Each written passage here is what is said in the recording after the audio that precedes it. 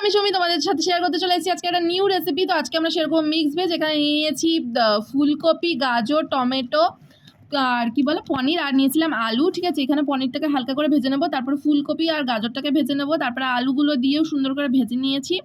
আর এখানে নিয়ে নিয়েছি অল্প একটু পেঁয়াজ কুচি। ঠিক আছে, তো এবারে আমরা কড়াইতে তেল নিয়ে ওর মধ্যে গোটা গরম মশলা, জিরে, তেজপাতা ফোড়ন দিয়ে পেঁয়াজটাকে ভালো করে ভেজে নেবো। আর এদিকে একটা কাজু, টমেটো আর গুঁড়ো দুধের পেস্ট বানিয়ে নেব।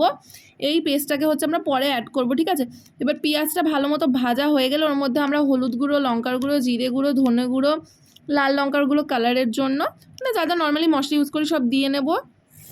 দিয়ে সুন্দর করে আমরা মশলাটা কষিয়ে নেবো, তারপরে ওই পেস্টটা দিয়ে দেবো। তো পেস্টটা দিয়েও সুন্দর করে কষিয়ে নেবো। তারপর তেল ছেড়ে গেলে ভেজে রাখা আলু, গাজর, ফুলকপি দিয়ে দেবো, দিয়ে সুন্দর করে ঝোল ফুটিয়ে নেবো। লাস্টে পনির অ্যাড করবো, তারপরে একটুখানি গরম মশলা, বাটার আর চিনি দিয়ে রেডি হয়ে যাবে আমাদের মিক্স ভেজ। বাড়িতে ট্রাই করে দেখো।